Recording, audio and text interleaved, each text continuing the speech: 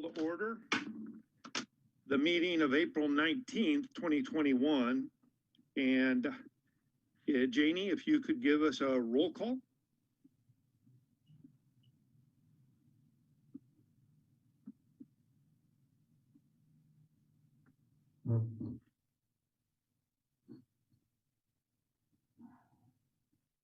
Are you there, Janie?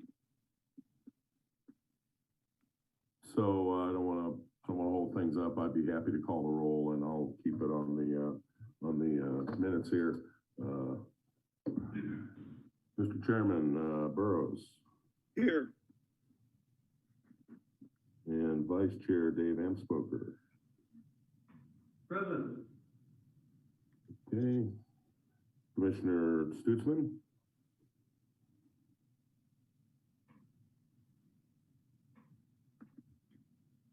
John, can you unmute? I see him. He's here. Yeah, he's on mute. Okay. Let's see, we're through four. Commissioner Lorimer. Here. Commissioner Gutierrez. Yes, sir. And I missed Commissioner Gaines. I got Present, yes. Rose, yeah. Oh, I'm sorry, Tim. Commissioner Gerlach. Here. Very good. All present and accounted for, Mr. Chairman. All right, Mr. Husband, thank you very much for filling in for that. Let's go ahead and stand and do our Pledge of Allegiance.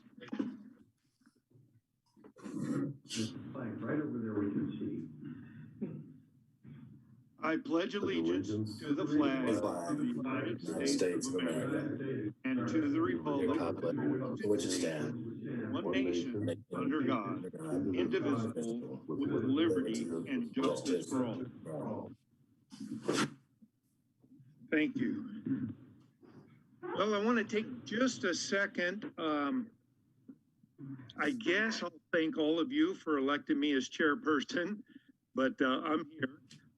Didn't get to do last month was welcome our new commissioners. So Paul, welcome. Thank you very much. Henry, thank you. Good to have you here. And James, I haven't had a chance to meet you. I look forward to it. But once again, thank you very much for giving us your time and expertise on this commission. All right, let's move on to the approval of minutes. Hopefully everybody received your copy of the minutes from the email that Janie sent us last week. And if you had a chance to go over them, if there are any corrections, additions, or deletions, please let me know. This might sound a little picky, but on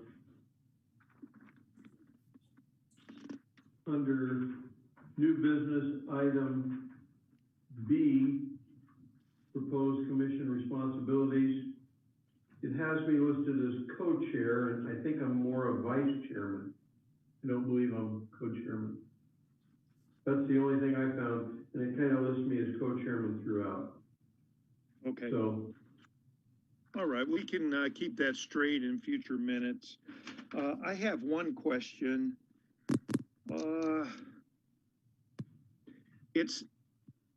And Paul, this goes to you. In the first page, approval of minutes, item A1, it doesn't list you as approving the minutes. Did you not vote because you weren't at the prior meeting? That's correct. Okay, that makes sense. That's what I thought. So, yep. Okay, excellent. Thank you.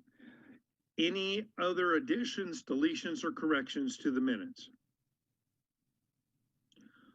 All right, seeing none, I'd like to entertain a motion to accept the minutes as read. I move that we accept the minutes as they are with those minor corrections. Second. All right. I have a motion by Dave. Who made the second? Paul Gaines. Yep. Commissioner Gaines made the second. Any further discussion? All those in favor, raise your hand so I can see you visually. Okay, Mr. Gerlach, is your hand raised? Oh, hold that up again. I'll read it again.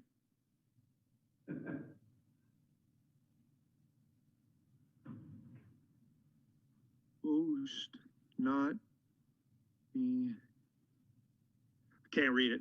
Oh, there we go. Host. I still can't read it. The host needs to unmute him. I guess he can't unmute himself or something. Got it. Same for John. John is saying the same thing. John's touching. Janie? Okay. Okay, I'm on now. All right, okay, Tim. Tim's on. Okay. All right, And can you hear John's me? on. Yes. All right. Okay, excellent. Okay, regarding accepting of the minutes, everybody raise your right hand so I can see you. Okay, any opposed, raise your hand. All right, the motion carries unanimously. All right. We'll go on to items. Well, we'll go on to items 2 and 2A, consideration of public comments. Of course, those wishing to address this commission need not request permission in advance. Public comments may be submitted via email or in writing, hand delivered to the Airport Administration Office. Of course, any action we take on public comments will be limited to directing staff to look into it and may be put on a later agenda. All right, Janie, I don't know if you can hear us. Have we received any public comments? We received none, Mr. Chairman. All right, thank you. All right, we'll go on to reports. Item 3A, Industrial Park Staff Report. Mr. Chairman? Yes. If you, if it's your pleasure, but I thought we might be able to take the first item of old business, commission training, out of order, so that Ms. Meredith, who's going to conduct the training, can move on to other city clerk duties. Okay, that will be just fine. So we're going to hold off on item 3A and B and move to item 4A, commission training. Ms. Meredith, you have the floor. Thank you, Chairman Burrows and Airport Commissioners. For those of you that I haven't had the opportunity to meet, my name is Annie Meredith. I am your city clerk for the city of Kingman. Also on the line is my new deputy city clerk, Tanya Ferguson. I have her just listening in so she can get familiar with how this presentation goes. So I'm going to go through this pretty quickly. If you have questions, please feel free to ask them. I know we do this every year, so it's one of those things that everybody has definitely heard before, but it is really important information, and believe it or not, there's still things that come up even though we deliver these trainings. So we just want to make sure that we keep it fresh in everybody's mind.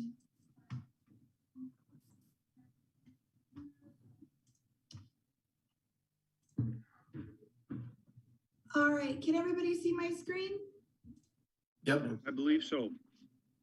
We have a problem here. There's a pop-up box in the middle of the picture.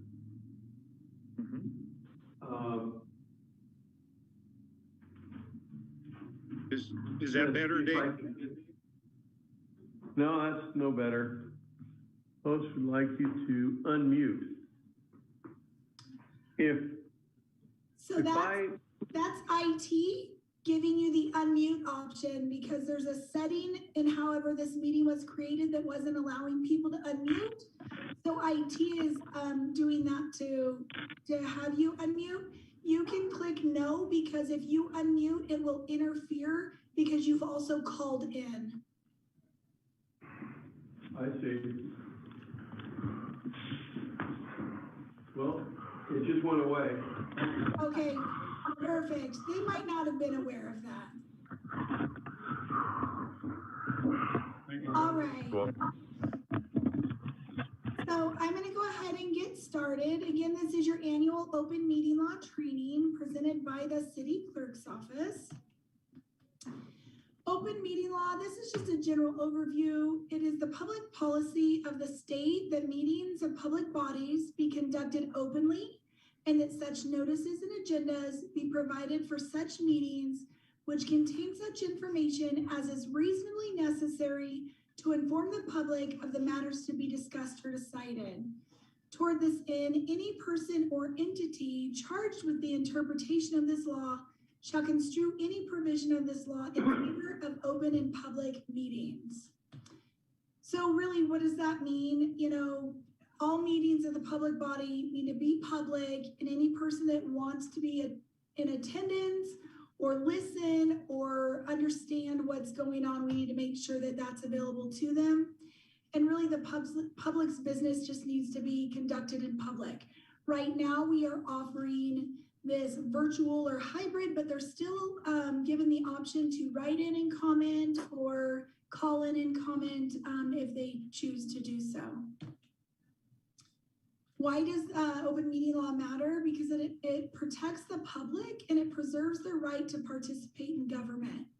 It also protects you guys, the public officials, and it maintains the integrity of the government and ensures a better informed citizenry, and it builds trust between the government and citizenry. Who must comply with open meeting law? Each and every one of you as a commissioner. The public body is defined as the legislature, all boards and commissions of the state or political subdivisions, all standing, special, or advisory committees or subcommittees appointed by the public body. And it's important to know that when it comes to open meeting law, should there ever be a violation or an action taken, it's against you personally as an individual commissioner. So we'll get into talking about, potential fines and stuff coming up, but it's important to keep in mind your personal responsibility as it concerns open meeting law. So even open meeting law also includes any of the quasi judicial bodies we have, Board of Adjustments, Building Board of Appeals, and any subcommittees that are designated, officially established on motion and order of a public body, whose members have been appointed for the specific purpose of making a recommendation that has to do with a decision to be made or considered, or any course of conduct that's going to be considered by the public body. What constitutes a meeting? It's the gathering in person or through technological devices of a quorum of members of the public body at which they discuss, propose, or take legal action. This includes any deliberations by a quorum with respect to such action. A quorum is defined as a majority of the members of a board or commission, and it's important to keep in mind that vacant positions do not reduce your quorum requirement. So if at any point in time you do have a vacancy, that's still included in your quorum requirement. And one thing that was asked earlier, and I want to make sure that I inform the commissions on this in case you aren't aware, if you do not have a quorum, you cannot hold a meeting.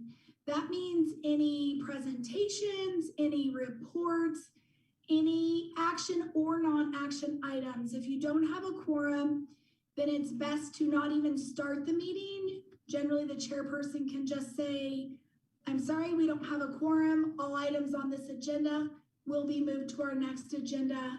And then if a special meeting needs to be called because there's things that need to be addressed before your next meeting, then that's always an option. But there were some questions about that earlier this week, so I want to make sure that I'm making everybody aware of that. What constitutes a meeting? We are definitely living in a technology age. This list is not inclusive of everything, but it gives you some ideas of different ways that you can have a meeting, or if you are communicating with a quorum of your members, that you could potentially encounter an open meeting violation. So we recommend that elected officials refrain from sending emails or electronic communications to a quorum of the members of the public body in order to avoid serial meetings. You don't want to propose any legal action to any members. Refrain from using electronic communications to discuss with members any matter that's likely to come back before the public body for action. When Janie sends out any correspondence or any city staff sends out correspondence to your entire commission, it's important that you never reply all. Just reply directly to the person sending it if there's some kind of a confirmation that's needed. Splintering the quorum. So a meeting can also occur when less than a quorum of the public body discusses a matter of city business and one or more members later discuss the matter with a member of the public body. So say a couple of you get together, you're having coffee, you're talking about something that the commission is currently addressing or something that's going to be coming, and then you guys leave that coffee and go have lunch with other commissioners. That is the splintering of the quorum because you've had that same business discussion of the commission with a quorum of your membership. And then no meeting can take place with less than 24 hours notice to the general public and each member of the public body. The city of Kingman, we have posting requirements that require that we post it on our website. We physically post it at the city complex, and then we also physically post it at our engineering building. If any one of those postings are missed, a meeting cannot be held because those are our minimum posting requirements. And definitely if a meeting is not posted within 24 hours, it cannot be held. Our agendas must include the notice of the date, time, and location of the meeting. Right now, your meeting is being held virtual. That had to be stated on your agenda that there is no physical location for the meeting. It would just be held virtually. We have to list all specific matters that are going to be discussed, considered, or decided at the meeting.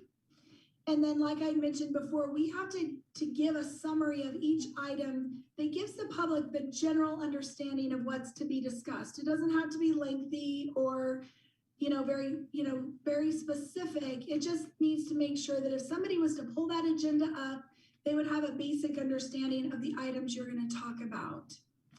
And then any other items must be in some reasonable manner related to an item specifically listed on the agenda. And I know that this is sometimes a gray area during meetings because you may be discussing an item that triggers a thought about another item and then it starts getting discussed. So it's very important that you really just keep your discussion to what's on the agenda. And if there is something that is not directly related to an item, it's best just to ask staff to put that on the next agenda or shoot staff an email if you need to clarify something, but you don't want to get into a side discussion or sway away from the agenda on any items that were not listed. Only items on the agenda can be discussed or considered. If it's not on the agenda, again, it cannot be discussed. If it is not listed, like I said before, it's best to just have it bumped to the next meeting or communicate with staff for clarification. If action is taken on an item that is not agendized, that is an open meeting violation and the action is null and void. Call to the public. Call to the public is an agenda item that allows the public to address you on topics of concern within your jurisdiction, even though the topic is not specifically listed on the agenda. So if there's an item that somebody wants to address you on that's listed on the agenda, then they would need to speak during that item. Call to the public is only for things that are not listed on the agenda. Call to the public is not required by state statute. Our city council does allow for a call to the public as well as all of our commissions. But you are able to impose a reasonable time limit on the speakers. City council gives the speakers 3 minutes. Some commissions give the speakers 2 or 3 minutes. It's your discretion. During the call to the public, you guys as the public body, you have 4 options. Conversation or discussion is not one of those options. So you can respond to criticism after the close of your call to the public. If somebody came up there and said something that was critical directly to you or your commission or staff, you can ask the staff liaison to review the item. You can ask that it be placed on a future agenda so that you can actually discuss it in full, or you can sit in silence. You don't have to respond at all. And again, it's only permitted if it's listed on your agenda. Annie? Yes, sir. Is that call to the public the same as our consideration of public comments? Yes, Okay, thank you. that is correct. Great question, thank you. So the public does have some rights when it comes to public meetings. They have the right to attend, they can listen, they can tape record, and they can videotape. They do not necessarily have the right to speak unless it's been permitted on the agenda for call to the public, or if you're having a public hearing, which most commissions do not, except for planning and zoning. You'll see that more in city council. They also don't have the right to disrupt. So if they're being disrespectful, you have the opportunity to address that. So this is where we get to talk about what happens if we violate open meeting law. If a public officer knowingly violates open meeting law, the court can impose a civil penalty. The penalty can also be imposed against each person who knowingly aided, agreed to aid, or attempted aiding the violation. So when we were talking earlier about like the splintering the quorum, anybody that would be involved in that could potentially be subject to a violation. If a public officer knowingly violates the law with the intent to deprive the public of information, the public officer may be removed from office in order to pay attorney fees. And then all legal action done by the public body during a meeting held in violation, again, is null and void. Really quickly, just on conflict of interest, we are a small community, so there are times that our volunteers on our commissions or our council may have a conflict of interest. It's just important that you recognize that and you declare that up front.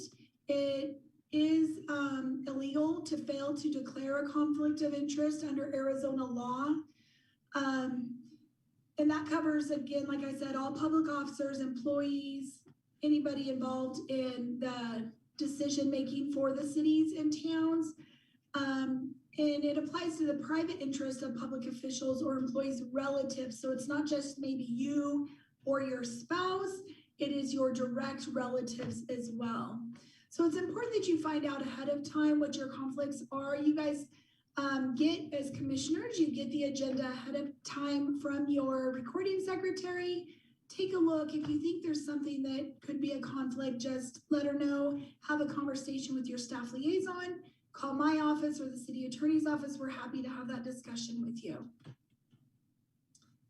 In general, a conflict of interest occurs when an officer or employee of city or town or a relative is involved in substantial ownership or salaried employment with a private corporation that does business with the city. And if there's ever a public officer or an employee that does, they actually have to go into the competitive bidding process. They can no longer be just a vendor.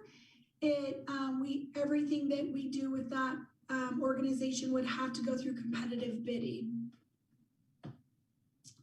Remote interest, if there's a remote interest that's so minor, it doesn't constitute a legal conflict.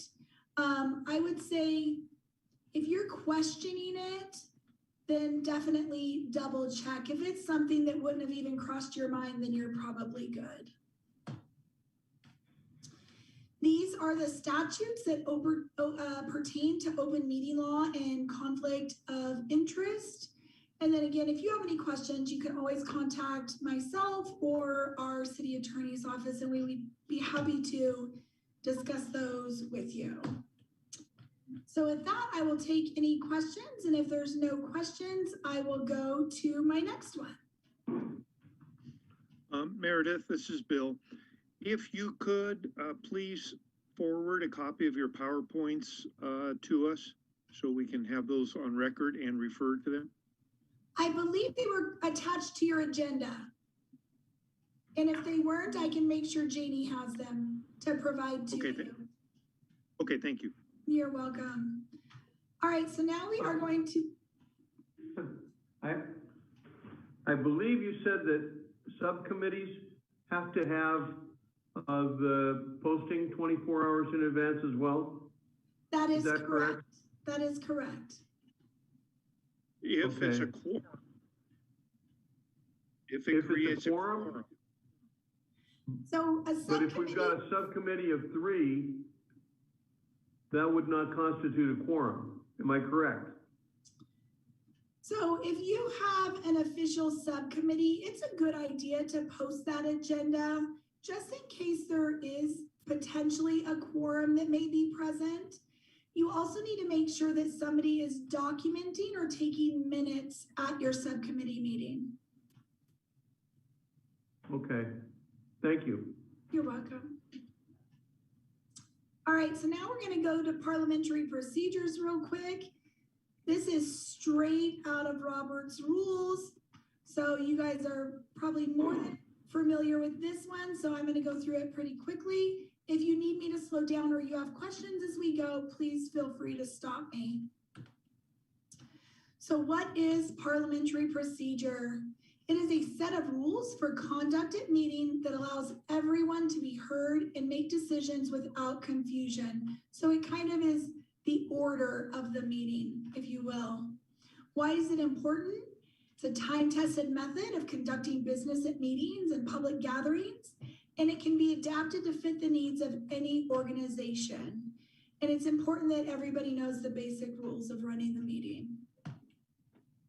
The typical meeting order, and this is often what our agendas look like. You have your call to order, your roll call, pledge of allegiance, approval of minutes, awards and recognition, call to the public, old business, new business, reports by staff, announcements by commissions or staff liaison that can include any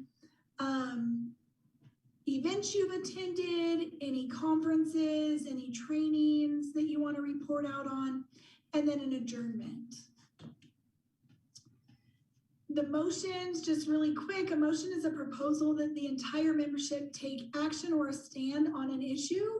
The motions are how the members express themselves. The motion is going to be what the legal action of the commission is. So the official action of the commission is done through the motion. There are 3 basic types. We mostly see just main motions and subsidiary motions with commissions. A main motion, the purpose is to introduce the item to the membership for consideration. This can't be made when another motion is on the floor, and it's yielded to privileged subsidiary and incidental motions. A subsidiary motion, this purpose is to change or affect how a main motion is handled and is voted on before the main motion. And then incidental motions, like I said, we don't really see these, but their purpose is to provide a means of questioning procedure concerning other motions and must be considered before the other motion. The life of a motion, somebody makes it, somebody seconds it, there's open for discussion, and then there's a vote.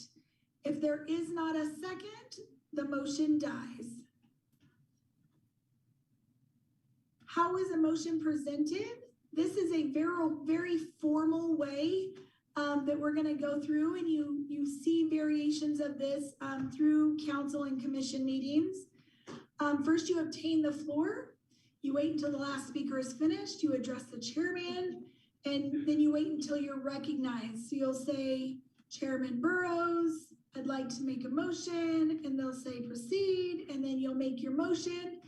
You definitely, and especially for the sake of your recording secretary, want to make sure your motion is clear and concise so that they are able to capture exactly what it is you're wanting to do. And generally a motion starts out that says, I motion or I move that we da-da-da-da-da-da. It's not lengthy. It should be, again, clear and concise.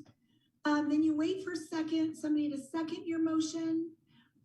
Sometimes the chairperson will say, I have a motion. Is there a second? At which time somebody can speak up if they want to make that second. Again, if there's no second, your motion is lost.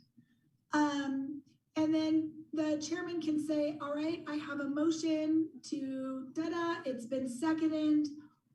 And then it's open for discussion. So if there's additional comments that want to be made by the commission, this is a time for that. And then there is, once it's presented and the chairman, it becomes assembly property and cannot be changed without the consent of the members. So if there is a motion in a second and through the discussion, it's going to be amended, then the person that made the motion has to go back and say, I amend my motion. Expanding your motion, this is the opportunity for you to speak in favor of your motion. So during that discussion period, you can, reiterate why it is you made this motion if you want to. Whoever made the motion is always allowed to speak first. All comments must be directed to your chairman. And you want to keep a time limit for the speaking that's been established. So you want to definitely be considerate of everybody's time as you're going through this process. And then the mover does get an opportunity to speak again after everybody else has had their opportunity to share their comments. And then the chairman will generally say, we have a motion and a second. Any further discussion? All in favor, say aye. Any opposed, nay. And then, determines the outcome of the motion. You can do that by voice, by roll call, or by division. We don't really see that much, but it's a slight verification of a voice vote does not require a count unless the chairman desires, and that's where they can raise their hand or stand. With doing the Zoom, we do often see that people want either a physical sign of vote or a roll call vote, just so that you can get each individual person, as you're not able to always see everyone's face and hear everyone's voice clearly through the technology. There are other motions commonly used, these two specifically. A motion to table. This motion is often used in the attempt to kill a motion. The option is always present, however, to take from the table for reconsideration by the membership. We'll see this when maybe commissioners would like some additional information before making their decision. Sometimes there will be a council or commissioner that asked for an item to be brought to an agenda, and then for some reason they were not able to attend that meeting. So maybe you want to table that item till they're able to be there for the discussion. A motion to postpone indefinitely. We don't see this often, but it can be used as a means of parliamentary strategy and allows opponents of a motion to test their strength without an actual vote being taken. And then also the discussion or debate, as it says here, is open again to the main motion. So parliamentary procedure is the best way to get things done at meetings, but it only works if used properly. You want to allow motions that are in order. You want to have your members obtain the floor properly. Again, speak clearly and concisely, and then obey the rules of debate. And I don't even use the word debate. I use the word discussion because I think that it's a nicer word, because you want to make sure you're being courteous. Everybody has a different viewpoint and everybody has different knowledge and experiences, and we want to respect all of those during this discussion type. Everybody brings value to the commission, which is why you were appointed. So we just want to make sure that we're mindful of everybody's contributions. And that is it for parliamentary procedure. Are there any questions before I hop off of here? Thank you very much, Annie. We really appreciate your time. You are welcome. Thank you for having me. And again, if you have any questions, my phone's always on. So you can reach out to me, shoot me an email. I'm happy to answer them as they come up, whatever. Yeah, thank you very much. You're Appreciate it. welcome. Have a wonderful evening. Thanks, Annie. All right, let's get back on track with reports. Item 3A, Industrial Park Staff Report. Good afternoon, everyone. I'm hoping you can hear me just fine. Bennett Bradley is away today and asked me to give a report on the industrial park. Our 1,800-acre land conditions release, the environmental assessment has been completed and staff will be reviewing the document for approval to forward to the FAA. The FAA will then review and provide any comments. And Joe Husband may be able to speak more to this if he has updated information. At this point, we do not have any issues to report and the project is on schedule. Moving on to rail for the months of March and April. In March, we had 930 cars stored and we had 204 cars switched out. In April, we had 630 cars stored and 150 cars switched. Mr. Bradley wanted to comment on the Mojave County landscape and how well the vendor is doing in keeping things looking great and clean. The tumbleweeds have been non-existent, and the industrial park companies and tenants have been very pleased with the maintenance that's been going on by our company. Last week, I attended the auction of the 3.6 acres of property in the Kingman Industrial Park. That was the area where the old shock center buildings came down, and it was prepared to be sold. And this was auctioned off last week, and it was sold.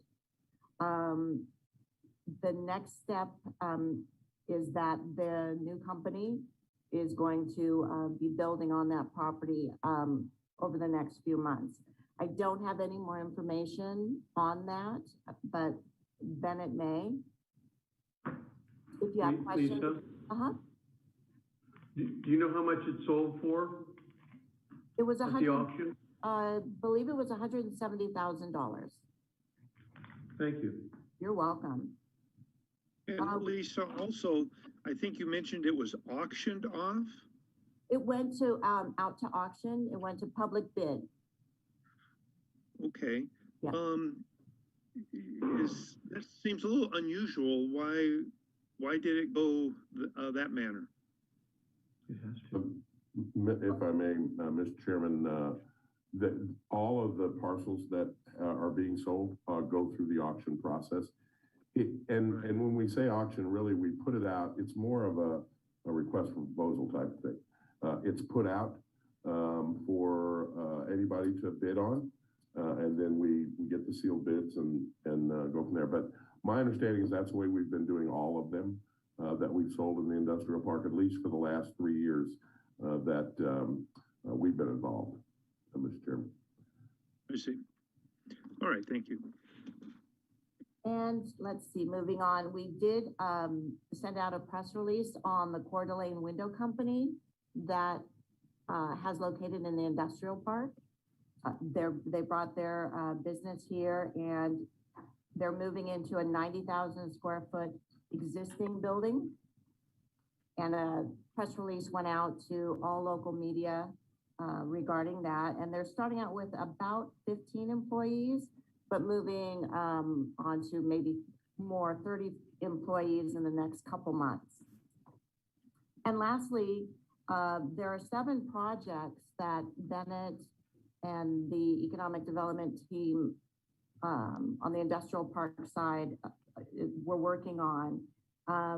I won't go through each and every one, but they are in different stages of communication and follow-up right now. at the next meeting, if you want, more details, we can let Bennett know that, but there are 7 projects we're hoping that will be, locating in the industrial park within the next several months. And that's all I have. All right. Do any commissioners have any questions of Lisa? Seeing none, thank you very much for the report. You're Let's welcome. move on to item 3B, airport staff report. Mr. Husband? Mr. Chairman, thank you very kindly. I'm going to share my screen. First thing I will say is that I apologize that I didn't get this out earlier. I did send a PDF out right before the meeting to the commissioners, and also the commissioners that are here in the conference room do have a paper copy, but I thought I'd put it up just so everybody was able to see. So just business development, business activities at the airport, Mr. Chairman, members of the commission. We still expect an increase in activity by Jet Yard, and they've actually been talking to us about some additional land that they may be interested in, and additional aircraft that are going to be coming to the airport for storage and or maintenance purposes. They've received their Part 145 maintenance certificate certification from the Flight Standards District Office in Las Vegas. And so they continue to increase their presence here, and we look forward to continuing to work with them. Also, on the FBO, I know all of you are aware because we've sent out notifications that the FBO was acquired. I believe it was 9 February was the date. So they've been operating under the ownership of the T Corporation. Since that time, they've reinstituted maintenance activities. So they said they had a couple of 2 or 3 annuals that were already scheduled. So there's maintenance now that's available on the airfield again. We're very happy about that. Other than that, not a lot of changes at this time. What I mean by that is they're continuing business as the business practices as it had been previously, and continue to develop. And they're looking forward to possibly some expansion services, possibly some additional some branding, looking at the branding of the property as well. So what I thought I might do, Mr. Chairman, members of the commission, is actually ask the new FBO management to present perhaps at our next meeting, and they can talk a little bit about what their plans for the future and the growth are. But all is going well there, and there are no problems. We put out information through our email list, also through our website, and did a press release at the time and just after that occurred. And actually, forgive me, I believe it was March 9th, misstated earlier that it was February 9th, but I believe it was March 9th when the actual change of ownership occurred. We are working with Kingman Airline Services Incorporated on an update to their current license and permit. This is not their leases for the various properties. They have 4 leases for various properties on the airport that they operate out of. This is for the storage and maintenance and tear down and demolition activities that they perform here. So we've been going through a process. They previously had been operating under or currently operating, I should say, under a license agreement that has been in existence since the Kingman Airport Authority established it with them. And with the newer operators that have come on the field, we put a different kind of a permit together. Covers most of the same items, but we're trying to get everybody under one general agreement, if you will. So we've met with them and having some discussions with them about, we've sent the draft permit to them and asked them to look that over and provide any comments that they might have. So we're working with them on updating the license agreement that they currently operate under to a permit agreement that we're currently using. So it's a little bit about what's going on there. We continue to get calls on a monthly basis of folks that are interested in, potentially storing airplanes here, or doing various maintenance or demolition, parts provisioning activities. And we talk to them all the time. What I've learned in this business is it's all a lot of talk until it ain't a lot of talk anymore. But still, we have, received a lot of interest, and I think there are some folks that have bigger, longer term plans that, we will continue to talk to about options on the field here. Mr. Chairman, members of the commission, staffing and selection process. I'm gonna defer the general manager selection process to a little later since it's on an agenda item. But what I will tell you is on the AOMS, that's the Airport Operations and Maintenance Specialist position, we have filled all of our positions. We're completely full now. So we currently have Wes Pinkert, who's operating on a temporary basis as the supervisor, Airport Operations and Maintenance Supervisor. And then we've selected two Airport Operations and Maintenance Specialists. One is Mr. Mike Adela, and we had hired him, it was a little over a month ago, I believe it was, that he started. And then just today, Aaron Mayfield started as our newest Airport Operations and Maintenance Specialist. We're fully staffed, and what that means is on the next agenda item, we'll talk a little bit more, but it allows us to eventually and relatively soon go to a 7-day coverage of the airport for operations staff. So like I said, I'd like to welcome Aaron and Mike, our new team members, and also thank Wes for his service. He's been doing a great job in the role of supervisor since he's been appointed into that position. So staff scheduling and coverage, as I mentioned, what we would desire to do is to be here, have more presence, operations staff, maintenance staff presence on the airport. So effective on probably the 1st of June. It's not 100% for certain yet, but we believe that's adequate amount of time to get both of our new members, our new staff members trained adequately so that they can operate independently. And so on the 1st of June, we will start having someone here every day. Now, it's still only on first shift, and we do propose that if we get the requested supplemental position, that allows us to move a little bit further into the second shift hours, but that would be after the 1st of July before we would potentially receive that position which has been requested. So right around the 1st of June, what we'll plan on having is somebody here every day. Essentially, this time of year, we usually start around 5 because it gets light so much earlier. So in order to get in and be able to do a lighting inspection, we'll probably around the 1st of June start 5 to approximately 1:30 or 2 on Saturday and Sunday. And then the rest of the week, it'll be essentially the same till 2:30 or 3 o'clock, 5 to 2:30 or 3 o'clock Monday through Friday. We may actually look at potentially making some minor changes to the supervisor, maybe coming in a little bit later, staying a little bit later, but we'll play that one by ear. The good news is that starting in a little over a month, we'll be able to start 7-day coverage again at the airport. Just a quick update on projects. The oil site, as you know, we put in a proper oil site, if you will, into the capital budget for after the 1st of the fiscal year. But in the meantime, we've got an oil collection facility here at the administration building in our maintenance shop. We sent out a note to everybody, let them know that's available. To my knowledge, no one has taken advantage of that up to this point, but it is there and available for oil collection at this time. Manager Husband, quick question. Yes, sir, Commissioner Gaines. So how do you contact, or when do you just drive up there? Do you call Wes? What do you do? Yeah, I would always call first. You can call the main number. Okay. Or you can contact Wes directly. Okay. Some of his cell phone numbers out there, but either one.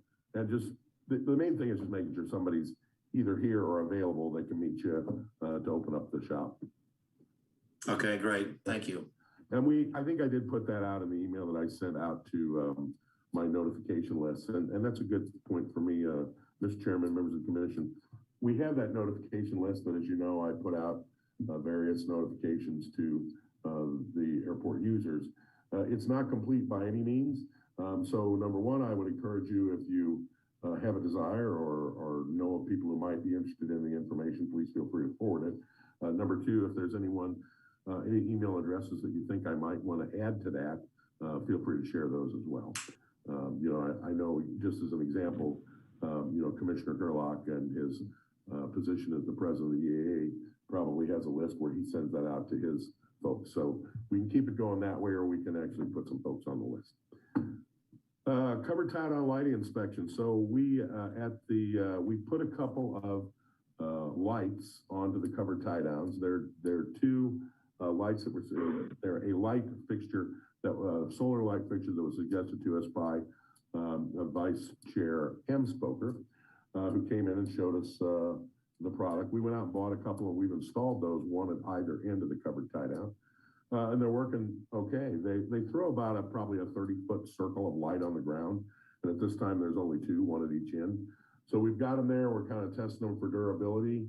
We'll also probably get a couple other lights to test, at least one other light to test, maybe in the center of the run on the underside.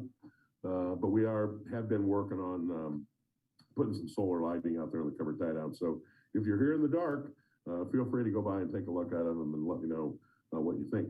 The runway project is essentially done. I think I mentioned that before. The two little light repairs that they needed to make have been completed. We've actually processed the change order.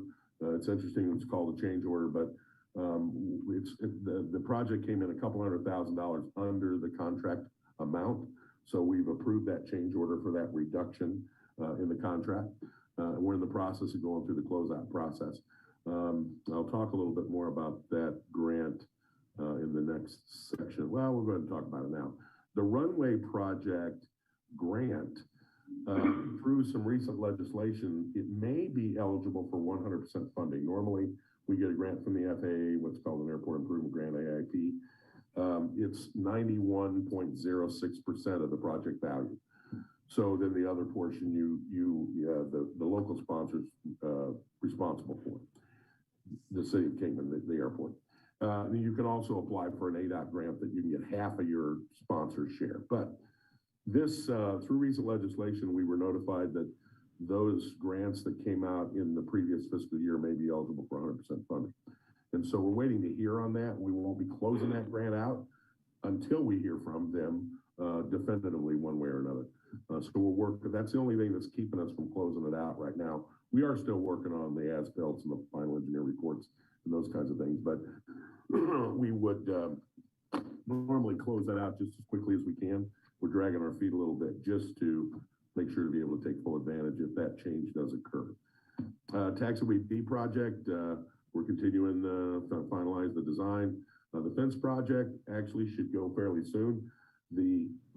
On city council tomorrow night on the consent agenda is the proposal that we received from American Fence. American Fence has proposed to perform the work for us of the first phase of the fence relocation project. We're participating in a cooperative agreement under a state contract. And so that actually gets approved tomorrow, is up for approval, tomorrow night on the city council agenda. And then we, as you know, we received a CARES Act grant earlier in the year that wasn't specifically for this project, but what it did was it allowed us to offset other operating costs, such as wages. And so we received $69,000 that has created some additional funding within our budget because of the offset. And so that's $69,000. The project looks, I think it's $81,000 and change, $82,000. So it's not completely covered by the grant, but it's quite a ways covered by the grant. And the thing that has really changed, one of the reasons it's going to be a little more than the grant is because the price of steel right now is quite high. So all projects that are made of steel are being impacted by those additional prices. So that's moving forward. We've completed the terminal painting. We also are in the process of doing some landscape work to the front of the building. We've acquired some landscape rock that we're going to be spreading out in front of the building, as well as some boulders that we're going to have placed there by the quarry that we bought them from, or the landscape material supplier. And we may put some plant material in there as well. But the bottom line is that, I think here in a very short period of time, Once we finished painting the terminal, do a little landscaping in the land side area, in the parking lot area. We'll also repaint the curbs. We'll have the front of the terminal looking pretty good. In the back side, where we will ultimately make some changes to the drainage back there, I call it the back side, it's the air side portion. We're gonna try to do something to get that looking a little better. I think, you know, the quickest and easiest process is gonna be to turn the sprinklers back on, and maybe do some overseeding of that area, let the grass grow again. It's certainly better than the condition that it's in right now. Also, I'd like to thank, I know Commissioner Gaines actually made some contacts regarding some help with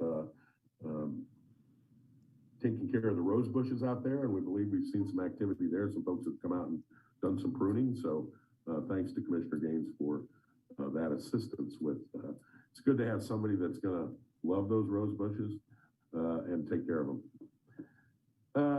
Let's see, landscape services continue to go very well. You know, I think Lisa mentioned that in her report about the industrial park, but that whole area of Mojave Airport Drive is being well taken care of, and we're has worked out quite well.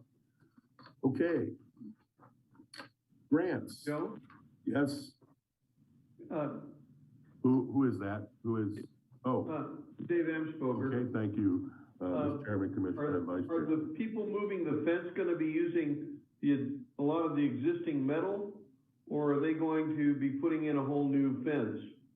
And would that reduce the price if they use some of the fencing material that's out there? Mr. Chairman and Vice Chair Amspoger, yes, they are reusing. We're reusing basically everything that we can, which will be some of the barb arms, maybe some top rail, certainly the fence fabric itself. If we were not to reuse it, I think the cost would be about almost $90,000.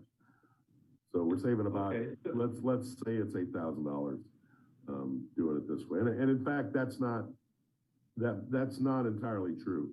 It would actually be, it's more like about a $15,000 savings. The reason I say that is because part of that cost is for temporary fencing while the fence is removed and before it's reinstalled. And so if we weren't reusing that fabric, we wouldn't need the temporary fencing because we could build it in such a way that you could avoid it. So it would be the I think it's $86,000 plus about $7,000. So we're saving probably close to 20, about 15, 18,000 by reusing fabric. But the short answer to your question, Mr. Vice Chair, is that yes, we are reusing materials that are available. And if we end up being able to get 100% on the runway project, how much money are we saving on that? If we get 100% from the feds? Forgive me, I don't have the number with me right this minute, but it's, I think it was 100 and I want to say it's about $160,000. That rings in my bell. I did the calculation when it came up, but I don't remember it right this minute. I'll send you an email with that number, but my recollection is it's in that 160, 170 range. And that of course is on the full value of the grant. At the end of the day, now that our project is coming a couple $100,000 less, that'll make an adjustment on that. But it's somewhere north of 150,000. Okay, thank you. You're welcome. And Manager Husband, just want to say that the terminal building, it looks good. It looks nice and tidy with new paint color. Yeah, thank you, Commissioner Gaines, Mr. Chairman. Okay, moving along. Quickly, no update on, we already talked about the CARES Act. That was the $69,000 grant. The drainage update, Master Drainage Study Update Grant, it's a mouthful. We're going to be updating the Master Drainage Study. And that grant is, we're just waiting to submit the final proposal from our on-call consultant. CNS engineers will be doing that master drainage plan update for us. We've already received their proposal. Well, I say we received their scope and fee proposal. We've had that evaluated by for an independent fee estimate. That's completed, and that came back satisfactory. And then we're waiting on the final document from CNS that we can then send to the FAA and have them submit the grant. Our intention is we'll get that document, we'll send it to the FAA. They can issue the grant, and then the two items will then go to council: receiving the grant, as well as authorization for the task order under our on-call contract. So that's moving along. We trying to get that going as quickly as we can. Here again, taxiway B, not much movement on it, but we are finalizing that design so that we can get the work going. And of course, the runway match grant that we had applied for with ADOT, now that we've not received that yet. And I've actually asked them to hold off until we can find out from the FAA whether it's 100% covered. If it's 100% covered grant, then that match grant will no longer be necessary. So there you have it. Any questions before I move on, Mr. Chairman, members of the commission? The 5-boss sweeping device that I've been keeping you up to date on, we should have that in just a few weeks. The process has been completed as far as the bidding. As you may imagine, we got a little slowed down because of the network outage that we had in the cyber attack. But everything's been approved within our accounting system, and that purchase order should be in the hands of the manufacturer or the distributor pretty quickly. And then it'll take a couple of weeks once they get that final PO. I would assume that we're going to have that issued to them sometime this week. So just about another 3 to 4 weeks, we should have the new device here and ready to use, which I think will work quite well on sweeping, especially the apron areas. The draw site continues to move forward. Excuse me. They have, we had a recent meeting with the consultant team that represents us on the project, and they're moving towards trying to develop that mitigation plan. And two good things came out of that. The best one was there was a question as to whether there would be any issues or problems with completing that taxiway B reconstruction because it is immediately adjacent to the boundary of the draw site. We weren't worried about the first section, which was concrete, because that concrete has been in place essentially almost as long as the airfield. And the point is that nothing could have gotten under it because it's never been disturbed. And so there was not any real concern about that. And so, but the next section, the section from the 2 box hangers, the asphalt section out to the end of the taxiway, there was a question as to whether there was any concerns about proceeding with that because of possible dross contamination. It's been determined that there should be no problem. What the consultant team has asked us is when we do the pavement removal in that area, that we have environmental consultant, our current environmental consultant on site, just to eyeball it and see if they see any signs of contamination. We're not expecting any. But the bottom line, so the reason this is such good news is we can potentially bid that all as one project with the first phase ready to go now, and the second phase is a bid alternate.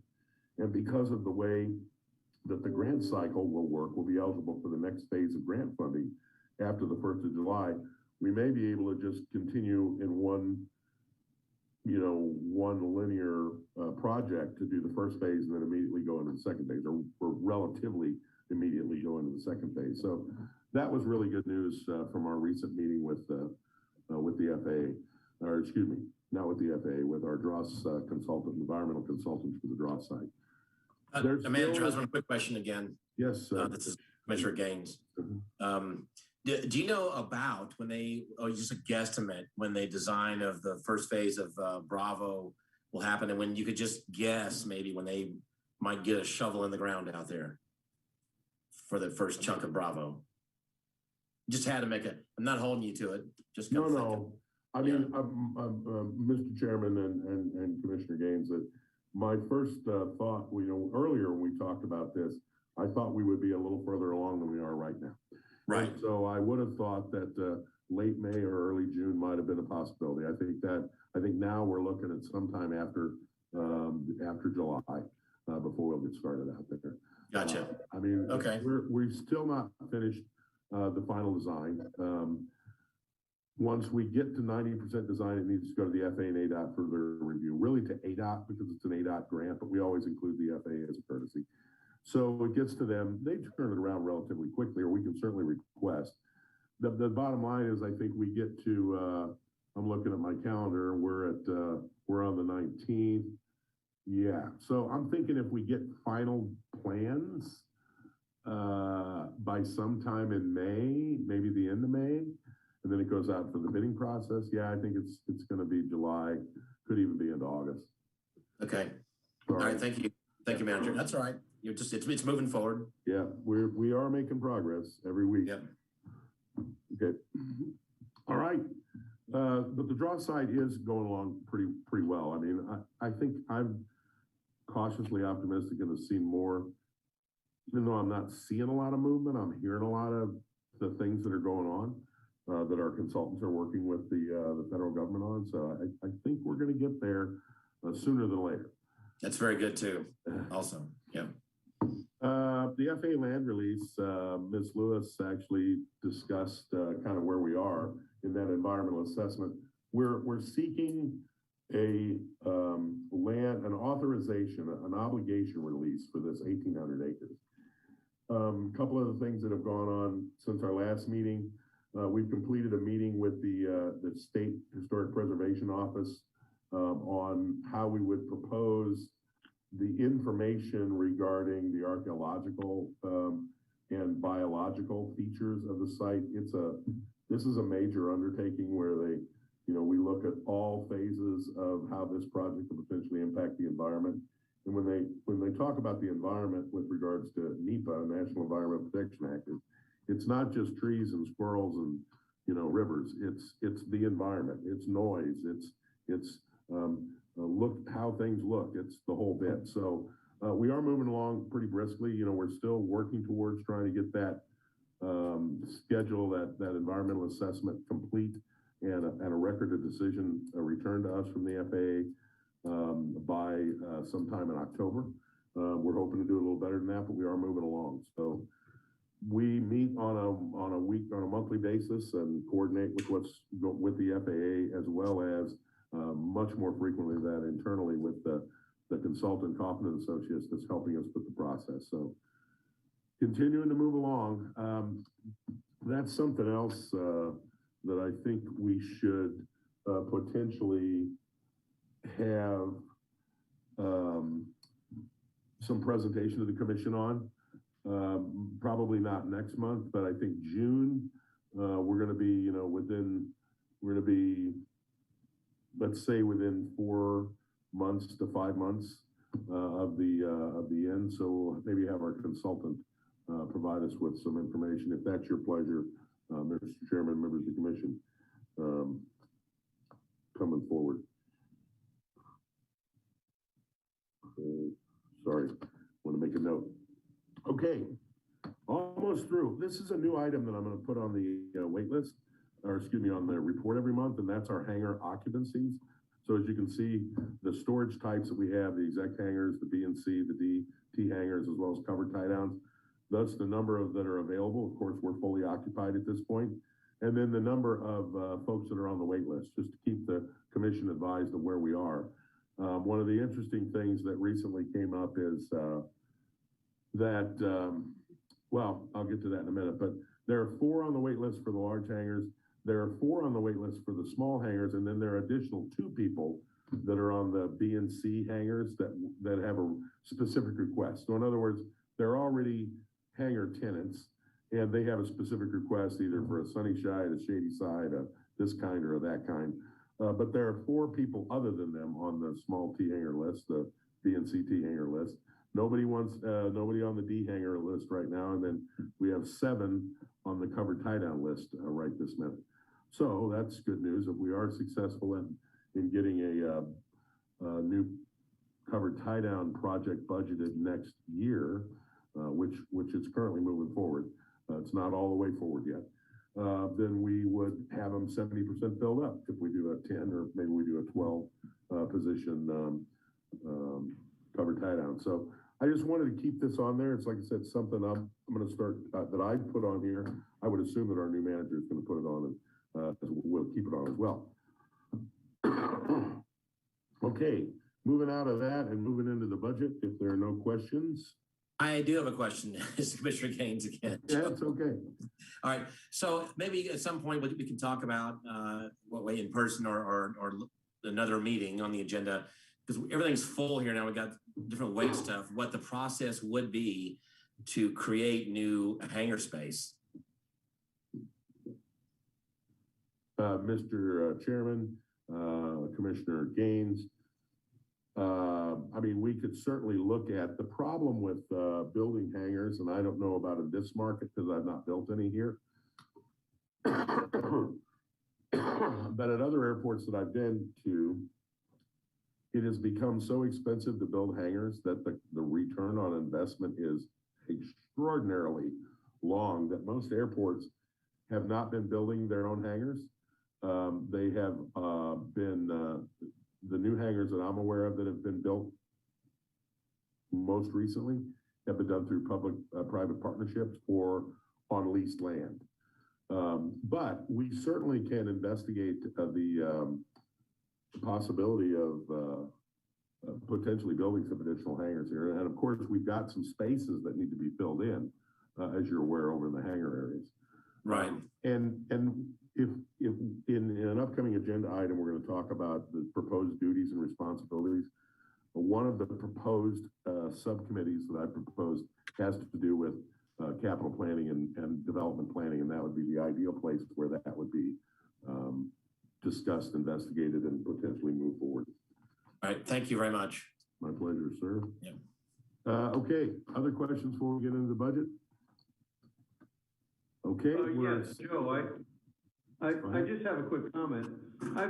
I landed last Tuesday at night, and it was nice to have those lights on the end, but I'm hoping that we can have lights in the middle of the shade tie downs, so that we're not walking around with a flashlight in our mouth.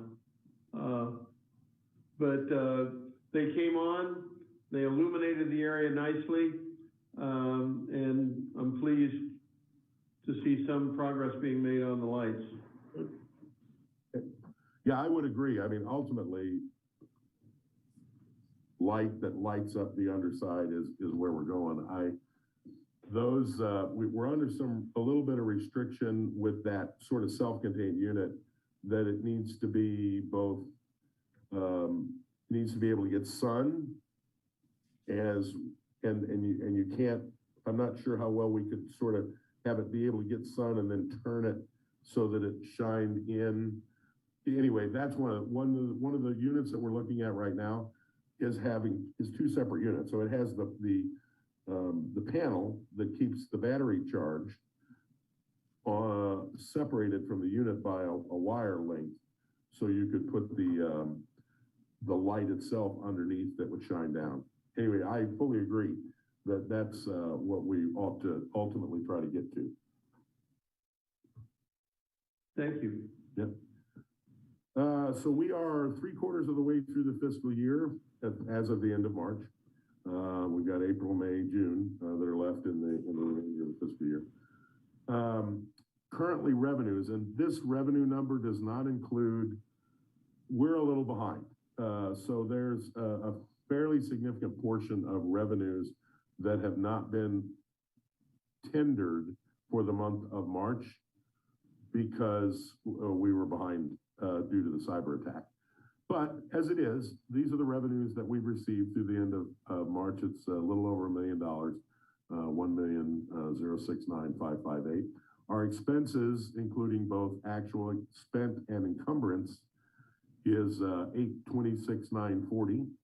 And then if you look at without the encumbrances of $280,000 and change, that's actually only $546,761 that we've actually spent out the door, which is about 39% of our budget. So still doing quite well. You know, we're still spending. This is the time of year where we actually get to spend, and we've got this fence project that's $80,000 or more than $80,000 is going to go out the door. The 5 boss that we just acquired, that was 6,000 and change. We usually replenish our annually replenish our airfield lighting supply. So we've got a lot of expenses coming up. But clearly, I think there's little doubt that we'll be under our budgeted expenditures this year. And once again, revenues are pretty strong for us. If you break down the industrial park, our revenues this year in the industrial park have been $155,171. And then the airport proper, $914,387. So that's sort of how that breaks out.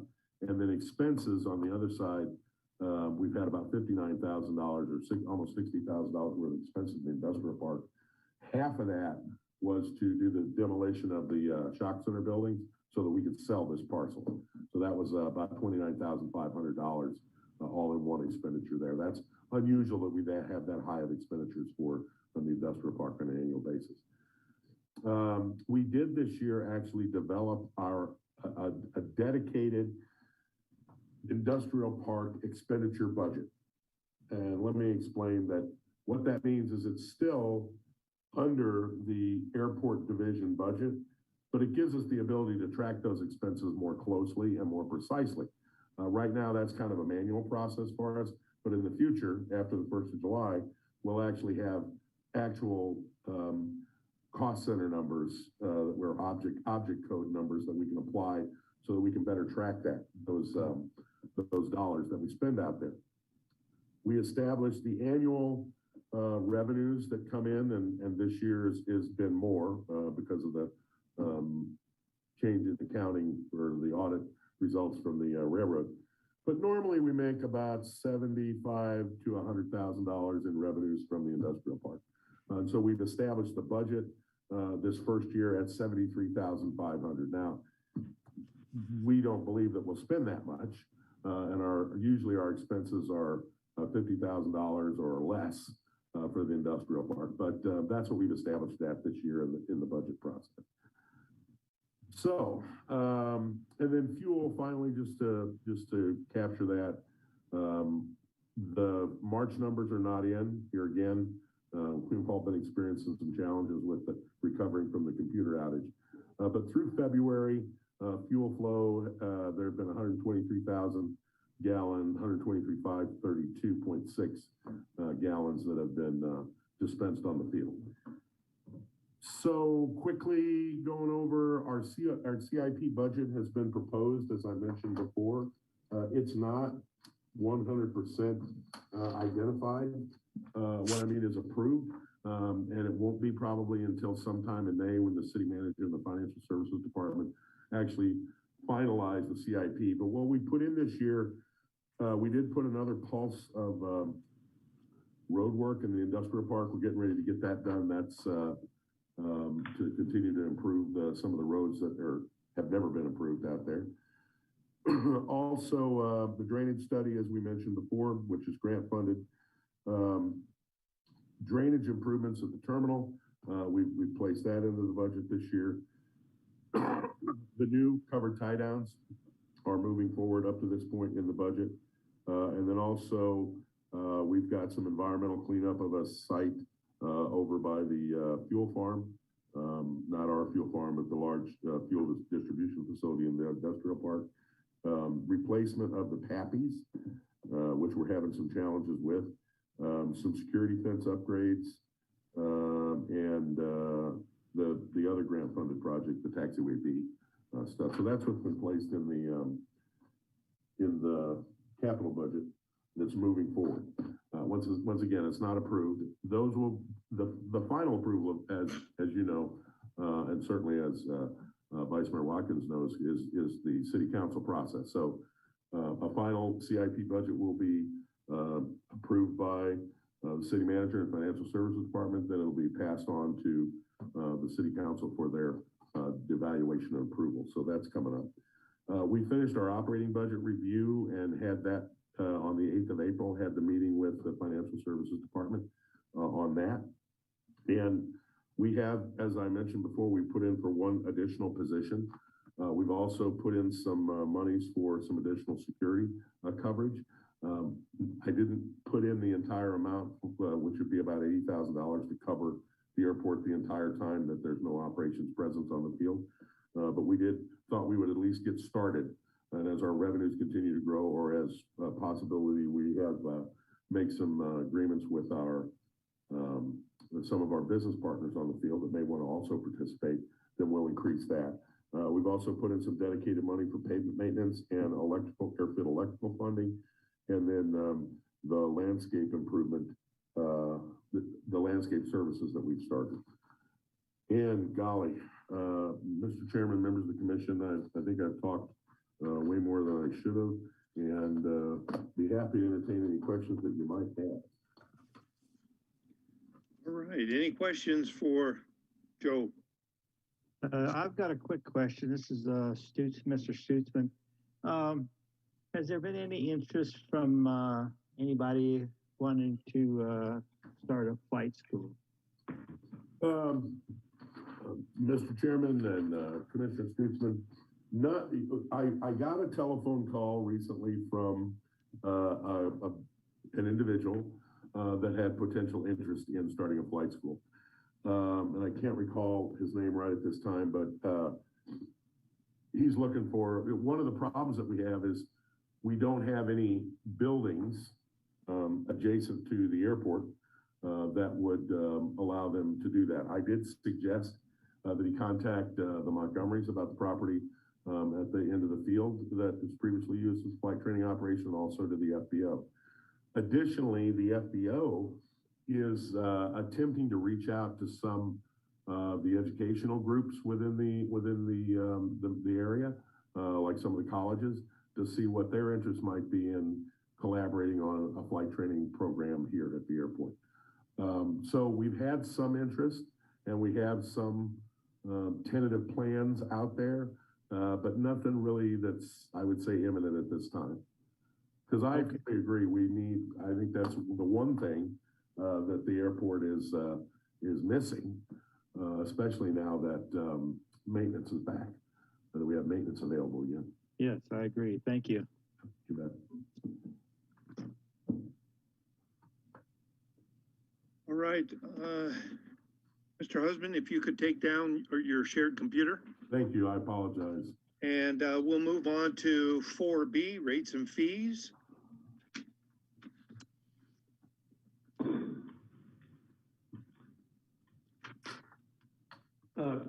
Commissioner or Chairman Burrows, I believe I heard from Scott Brackett yesterday. He was attempting to gather more information about some of the other remote airports in the state. And unfortunately, he had a meeting scheduled today also with the FAA, which, as most everybody knows, through his business, he has to be inspected by the FAA on occasion. And so I'd like to table this until next month when he is available to present his information. So that would be a motion to table until next month when Scott Brackett could attend the meeting as well and give us his information that he's gathered. Okay, there is a motion. Is there a second? Second, this is Tim. All right, it's a motion by Commission Member Am Spoker, seconded by Mr. Gerlach, that we table the motion. I'll go ahead and open it up for discussion. Mr. Husband, do you have any discussion? I mean, I know you have information on this, but regarding the tabling of it, do you have any discussion? On the tabling of it, no, sir, Mr. Chairman, members of the commission, I would like to make some comments on the overarching issue, but not specifically on the tabling. I mean, I'm good. Okay, well, since it is directly related, go ahead with your comments. So we have, thank you, Mr. Chairman, members of the commission. We completed the consultant study some months ago, late last summer, I believe, was when the consultant study was completed for the rates and fees, and they came up with a proposal. The airport, certainly the airport staff looked at that and agrees with nearly all provisions of that proposal. We would like to move forward. One of the other things that I would comment on is that, well, this is not directly related to tabling. What I will say is, it is the intention of the airport and the staff here at the airport, I should say my intention, to make a proposal on this to City Council probably next month. So, you know, we're going to, and then, you know, you're welcome to, you know, complete and make any other proposals that you may have. But I believe that the airport is through both the consultant study work that was done, as well as the independent analysis that I did 2 years ago and then updated this year, that we're ready to move forward with the proposal. I say that only to just state that that is our intention. Okay, would you make that report prior to our next meeting?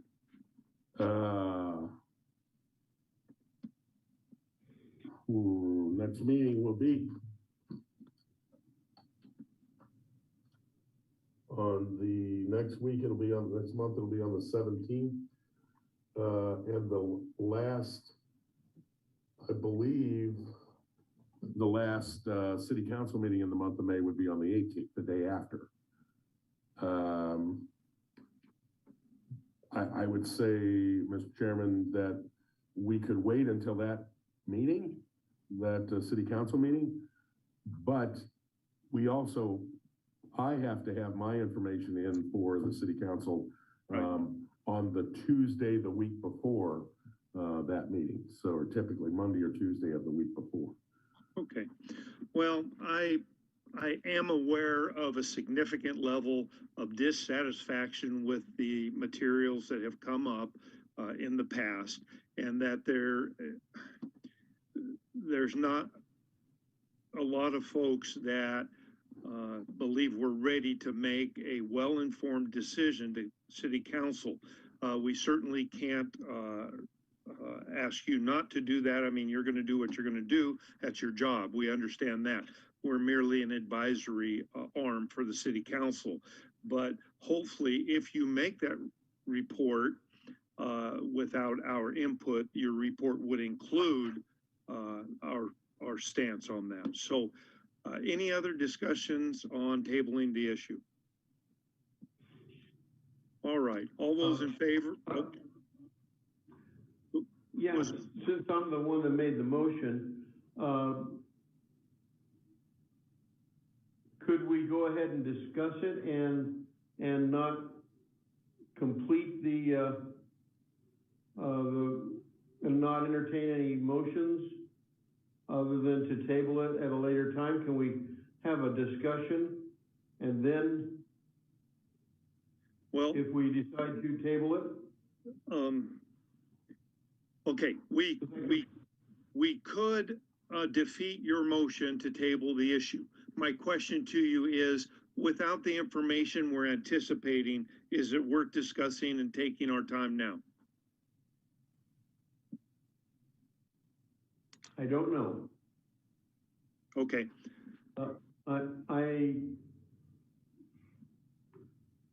I think with the new information on our budget, it's quite obvious that we're creating more income than we're using, substantially more income than we're using. Okay, I'm gonna stop you there. Let's go ahead and take a vote on tabling this motion. If it fails, then we can get back into the discussion. All those in favor of tabling this until next meeting, raise your hand so we can see it. We've got, 3, 4, 5, okay, 1, 2, 3, 6, 1, 2, 3, 4, 5, 6. 7. I can't see one member in the conference room. So, oh, there you are. Okay. Yeah. So there were 6 for. Any opposed to tabling it? I see none. All right. The motion passes to table this until next meeting. Once again, I'll appeal to you, Mr. Husband, that if you are in a position where you have to make a report and it cannot wait for the new airport manager to be involved with, please include our information. Mr. Chairman, members of the commission, yes, certainly we will. And I'm not, please understand, we're not trying to rush this. However, you know, this is the 3rd time the item's been tabled. And, you know, the recommendation actually calls for no increase in hangar fees, a minor increase in shade fees, which actually we think might be too much, and an escalator, you know, that we should put in CPI adjustment. So, I mean, we don't think that there's a significant, I understand you said that, you know, there's some dissatisfaction. I guess the dissatisfaction comes from the fact that they're not proposing that the rates be lowered. One thing I will say is that when I did my analysis 2 years ago, the 3 closest airports, Laughlin Bullhead City had an average cost of $452. Lake Havasu City had an average cost of $525, and Boulder City had an average cost of $452. We're below all of those, and so in the region, we think we're where we ought to be. But I know that there's, you know, as you said, forgive me, the short answer to your question is absolutely, if we move forward, we will let you know. And if we move forward, we will also indicate that the commission has been looking into this and has not come to a proposal. However, that there is an expectation that they will. So. Okay, thank you. Thank you very much. All right, let's go on to item 4C, proposed commission responsibilities and structure. Mr. Husband. Yeah, and so I proposed this at our last meeting. Let me find the appropriate document here. And it was asked that we table this until you could be here, which I fully agreed to. This was a proposal that I put together based on both my understanding of our commission here as well as my work with other commissions and thoughts about how we would potentially establish the structure. I do propose 3 standing committees. They would be subcommittees, if you will, but standing committees. And I do also realize that those would have to be, you know, treated as public meetings for each time we had one of those meetings. I still think there's value to potentially doing that. But one would be on, I'm not going to read it to you because everybody has already seen it. But my idea is that the proposal is that these 3 subcommittees would sort of develop the nuts and bolts and feed those items up to the full commission level when we're talking about development, establishing planning, development priorities and policies, or creating annual long-term development plans, such as Commissioner Gaines was talking about earlier, or events and promotions, or the policies and regulations, that those would feed up to the main committee, and then that action would be taken from there. And then, of course, you know, just generally speaking, these are the basic duties and responsibilities of the commission, which is, you know, recommendations of anything that's coming through, grant recommendations, project recommendations, those kinds of things that are going to be going to city council, that they would be coming through the commission first for the recommendations in the various areas. So this is what I proposed. I put it out there, and clearly this is just a draft that I came up with a couple of months ago now, and wanted to get your opinions and or discussion and possible action. Okay. I'll start it off. A few minutes ago, in your report, you talked about there was a part of your draft commission responsibilities that included capital improvement. Could you tell me where that is? Yeah, Mr. Chairman, the Development and Planning Committee, right, would be established planning and development priorities and policies, create annual and long-range development plans, and approval and recommendations then sent up to the advisory. So I mean, the development and planning is where I see that role. Right. I do understand that our ordinance that covers our commission says that we, and I'll quote that, shall exercise no direct program management or financial oversight. But as you are alluding to, capital improvement is part of planning, and we can't plan if we don't have some discussion about what's needed in the capital improvement area. So I appreciate you for letting us know about that. Anybody else have any discussion on the proposed commission responsibilities and structure?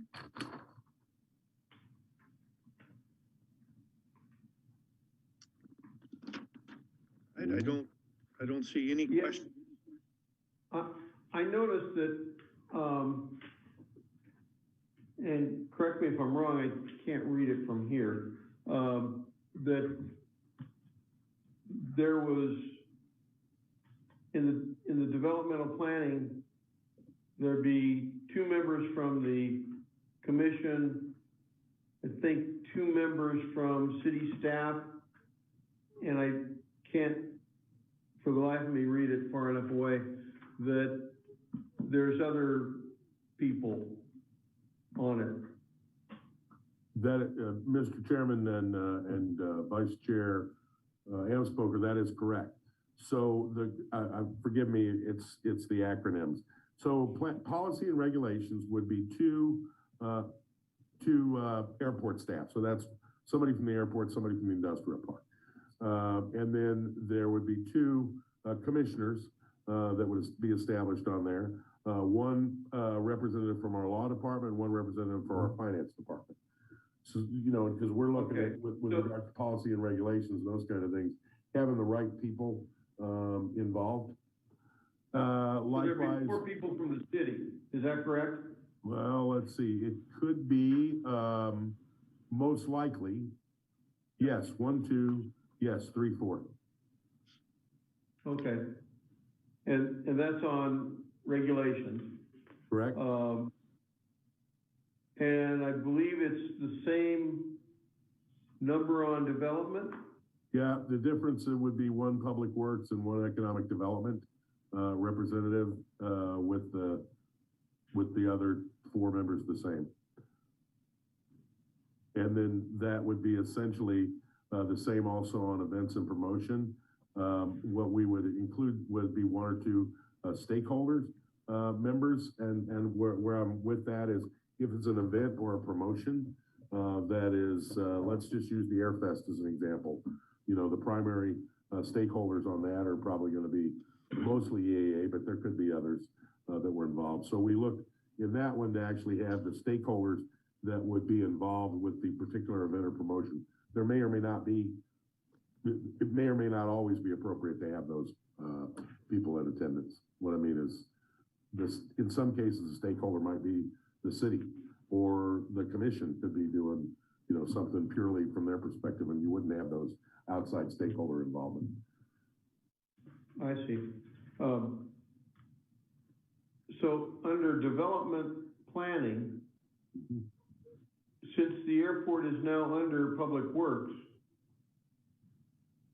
there'd still be, well, and so I assume is the industrial park. So there'd actually be a number of people from the public works department on that subcommittee, correct? Yeah, I should have been more descriptive, but yes, that's true.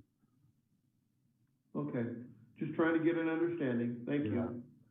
And these are proposed if we think that that needs to change. As an example of the two airport, the first two staff members on all of them are airport and industrial park. I mean, one assumes that's probably going to be the airport manager and Mr. Bratley. So you've already got an economic development, the public works department there. So, you know, if these need to, I was thinking more with regards to public works, someone from their facilities group, depending on what you're looking at, facilities or streets department, maybe, or streets division. That was my thought. But here again, we're open for discussion and suggestion. Any more questions or ideas? Mr. Husband, I think you did a fine job putting this together. I'm presuming you plagiarized some of it from someplace. No. I mean, borrowed some ideas. In most cases, I do actually find a document to plagiarize, Mr. Chairman. We in the airport business are always sharing stuff amongst ourselves. In this case, actually, I just sat down and wrote this, and it was based on my experience also with the City of Phoenix, the Phoenix Aviation Advisory Board, and how they're structured, especially with regards to the subcommittees. They have a business and development subcommittee and a planning and development subcommittee. And so anything that's either business related or planning related moves through there. But thank you. I did steal the ideas, but I wrote the document. All right. Well, with the exception of, I'd like to see CIP in that line, the acronym for sure. I think we should start moving forward with it and get it adopted so that we have some guidance. And this thing won't be chiseled in stone. It's like anything else, it can be adapted. So, okay. Why don't I do this? Development and Planning Committee. So establish planning, development priorities, create annual and long range development annual. Let's do this. Maybe. Annual CIP and long range development plans. What do you think of that? Perfect. Is that enough? Yeah. Okay. It's enough for me. I'm saving it. Not that.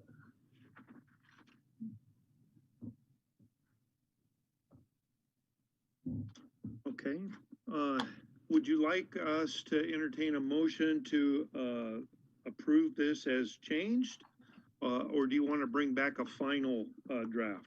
Well, we didn't publish this, so this is, you could make a motion on this document right here, and then I'll just take the draft off. Okay.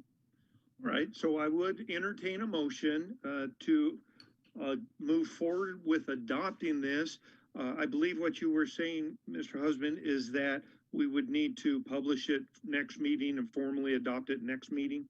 I don't believe so. I don't think we have to actually publish the document. You know, I think that it can be approved right now. Okay. I think.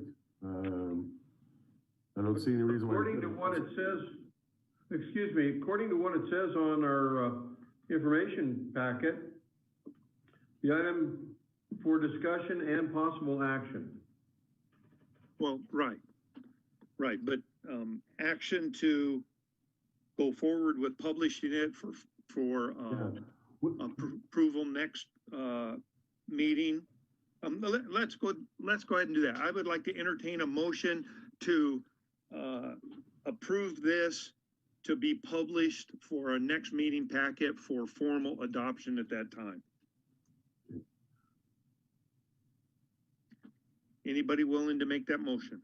I second. Oh, we need the motion. Yep. I'm willing to make the motion. I know. All right, is there a second? I will second it. All right, we have a motion by Commissioner Gerlat and a second from Commissioner Stutzman for the commission's adoption of this commission responsibility structure to be published and formally adopted at our next meeting. Is there any discussion? Mr. Husband, could you take down your shared screen? Any further discussion? Steve? Oh. Would that be the subcommittees then? But As we discussed? it would include the subcommittees. Thank you. And then once it's adopted, then we would work on forming the subcommittees. So, any further discussion? All those in favor, please raise your hand so I can see them. 1, 2, 3, 4, 5, 6, 7. It passes unanimously. All right, Mr. Husband, thank you very much for your efforts on that.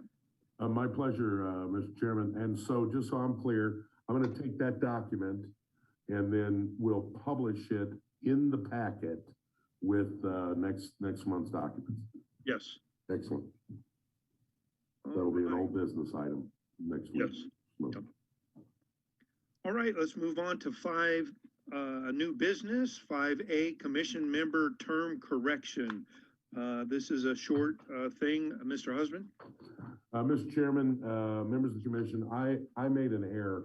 When I put together the city council, the communication to council for the formation of the committee, or excuse me, the formation of the commission, I put forth that all 4 of the new commissioners would be appointed for full 3-year terms.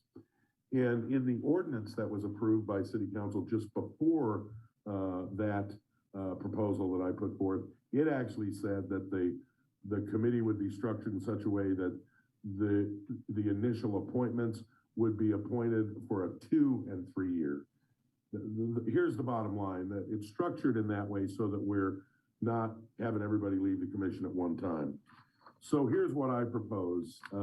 We know that the 3 commissioners that were appointed to continue their term, and that would be Commissioner or Chair Burrows, Vice Chair Hamspoker, and Commissioner Gerlach, were all appointed to complete their terms. They will be expiring on 12/31/21, so the end of this year. Then the others would be expiring, 2 of them on 2022 and 2 of them on 2023. What I've done is I went back and identified, because all of those, all of the applications are time-stamped when they came in.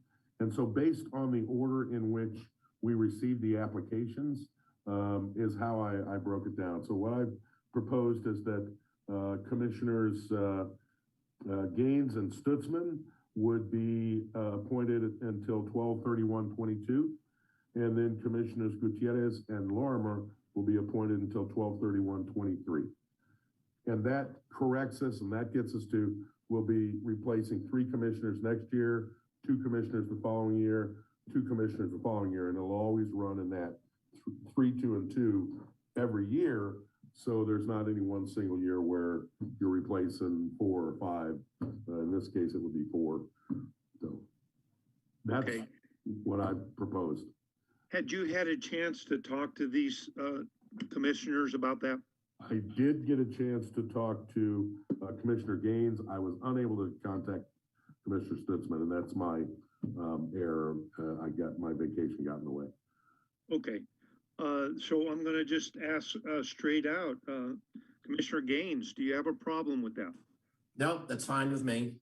Okay. And Mr. Stutzman? I'm good with it. Okay. And then, of course, Mr. Gutierrez and Mr. Lorimer, you would have the full 3-year deal. Any problem with that? Nope. Okay.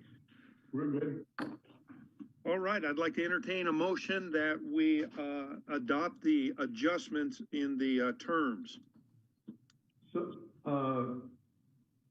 Chairman Burrows, I move that we adopt the proposed corrections to the terms where Commissioner Gaines and Commissioner Stutzman would serve through 2022, and Commissioner Blairmore and Gutierrez would serve through the end of 2023. Is there a second? I will second Second that. that. All right, we have a John does. motion by Vice Commissioner Amspoker and a second by Commissioner Stutzman that we adopt the terms as corrected. Any further discussion? All those in favor, raise your hand. Aye. 1, 2, 3, 4, 5, 6, 7. It is unanimous. Thank you, gentlemen. All right. 5B, Airport Manager Selection Update. So, Mr. Chairman, members of the commission, I am most happy to report to you that we have selected a new airport general manager for the Kingman Municipal Airport. He will be starting on the 3rd of May. Actually is moving from out of state and should be in town next month. Just received an email today. So the gentleman's name is William Douglas Breckenridge, excuse me, and he goes by Doug. So Doug Breckenridge has, he is a graduate of Louisiana State Tech, I believe it is, in Monroe, Louisiana. He's from Louisiana. He originally started in the professional pilot program, went through a number of hours of flight training, and then actually changed to airport management. And that's what he completed his degree in airport management from Louisiana State Tech. He has then went to work for the Jackson Municipal Airport Authority in Jackson, Mississippi, and he's worked there for the past 12 or 13 years in a variety of roles, but a lot of his responsibility has been in operations and the maintenance of the airport. He's also worked at both the airport, the air carrier airport, the Jackson Metro Wiley Evers International Airport. He's worked there mostly, but he's also worked at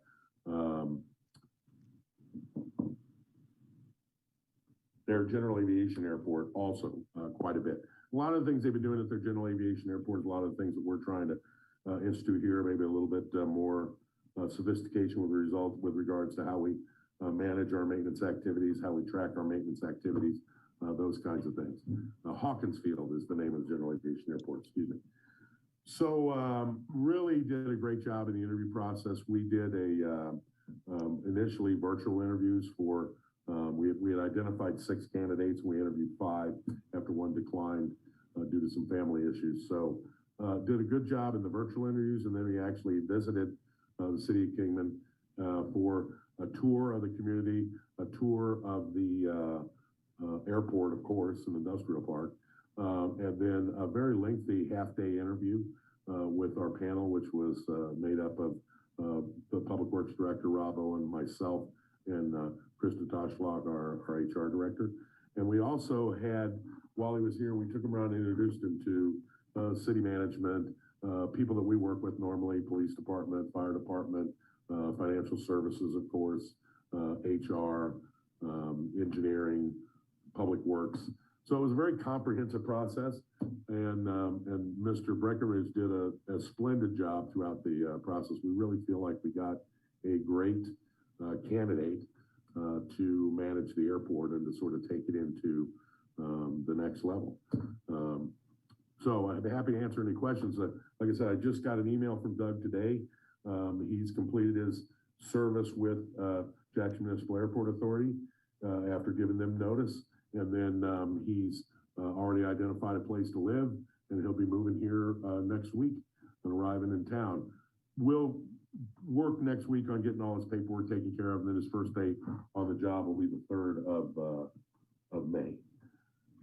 My plan then is to work throughout the month, through the month of May. I've extended my my work tour, so I'll be here almost every week, Monday through Friday.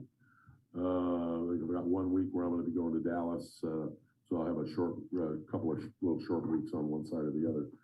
But that way I'll get a lot of time to spend with him and to sort of transition things into his care for the airport. So we're really pleased and happy to have Doug joining us, and I think he's going to do a great job.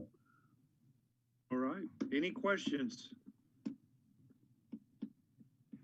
Is moving from Mississippi, is he prepared to dry out? Mr. Chairman and Commissioner Gaines, I have offered to import mosquitoes and high humidity for him, and he said he's declined. Good. Yeah. Okay. All right. All right. All right. No more discussion. We'll move on to item 5C, proposed commission hybrid meeting procedures. I think they're already in place.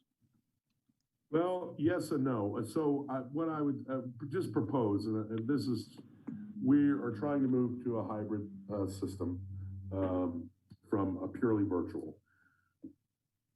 And I expect that next month, if things continue to get better, we might start seeing other commissions or even the city council potentially moving to, I don't know if Vice Mayor is still on, but moving towards a more normal process. I think this worked pretty well for us here, but we really we don't have a lot of space here in the conference room. So if we were to go to a pure hybrid form, as the challenges it will create for us will be minor, but I think we probably should move to city council chambers and do it there. That way we can have, I think it's up to 5, if I remember correctly, with the city council meetings, they will typically have 3, I think they have 5 council members that are able to attend. And so we could potentially do that. If we continue to do it like we're doing it now, or like we've done this month in the conference room, I don't think it gives us the ability to have public participation as much. Although there's probably room for at least a few people in there. And I think because of the computer process that we need to use here, using our laptop, we're a little bit constrained as we saw today. So if we want to go to, and we did get permission from, authorization is probably a better word, from the city manager after our previous meeting. I went and discussed it, and he said if we wanted to go to a hybrid format, we could do that. He does expect that all,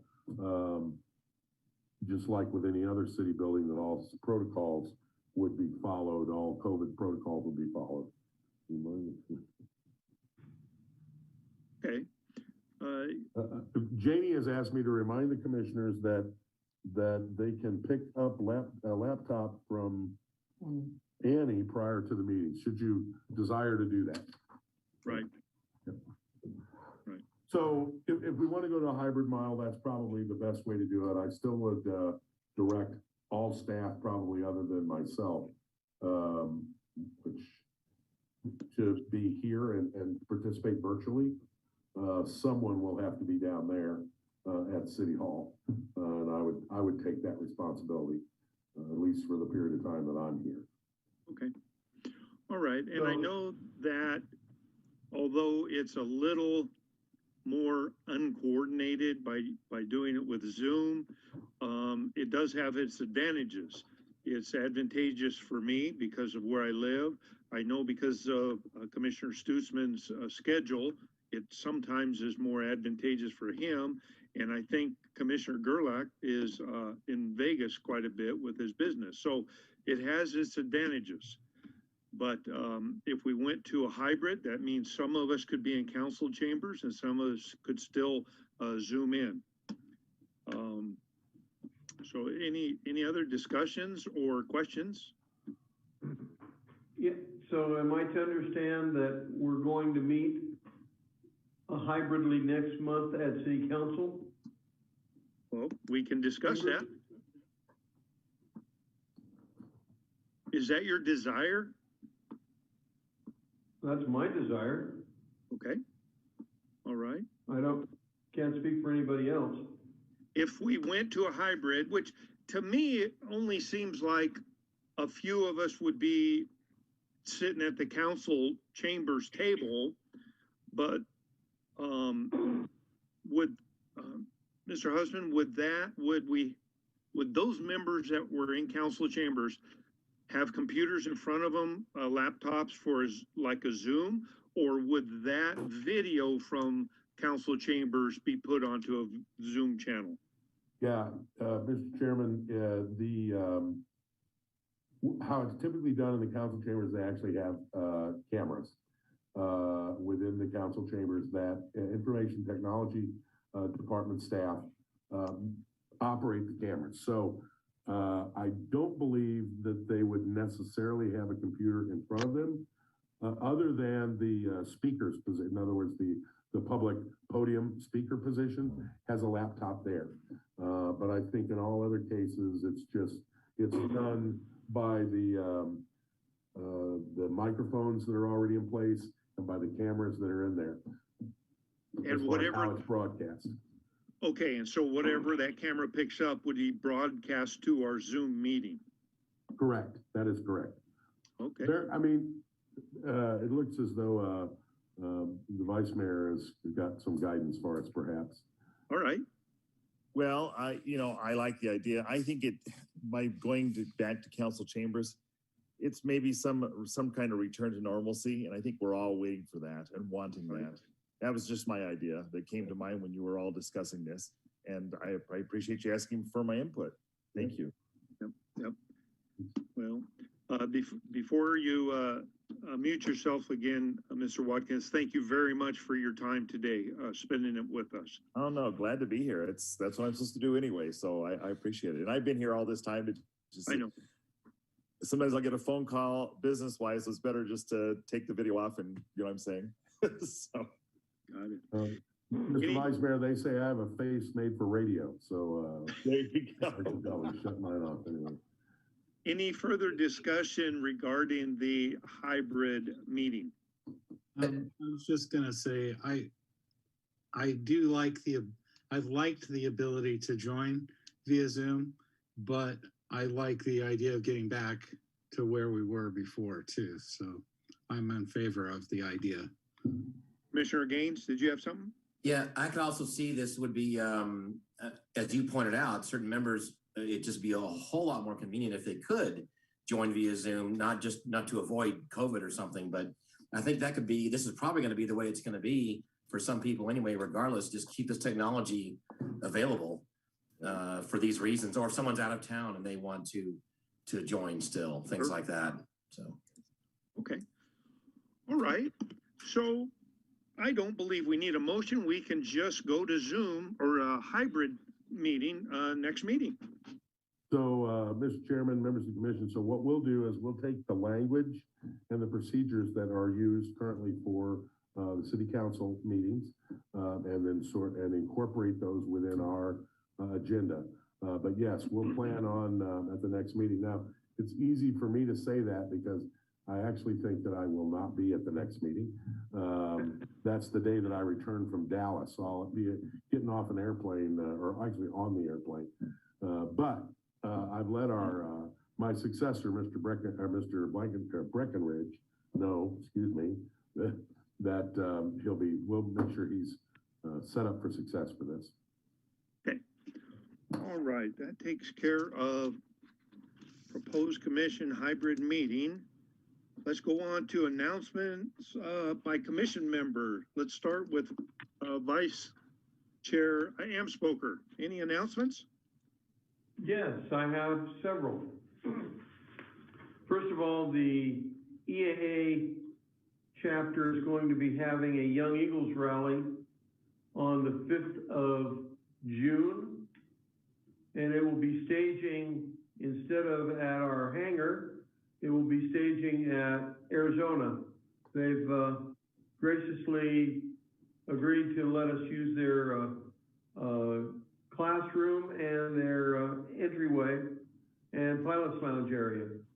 So we'll be staging there. That's going to be advantageous because it will reduce the amount of taxi time. And if Mr. Gaines would like to join us, we'd be glad to have him participate. If I'm in town, I certainly will. Great. Then also I've been flying a lot since my airplane came back online, doing angel flights. Seems like every Friday I'm on an angel flight someplace. So that's all I've got. Okay, great. All right, Commissioner Gerlach, any announcements? Yes, on behalf of the Aviation Heritage Foundation, we've started researching the possibility of a fly-in type event, possibly for October. We also have a meeting with Arizona to talk with them. So we're just now kind of gathering some facts and figuring out what is going on in the rest of the world. So more to come on that. Do you know if Copper State occurred this year?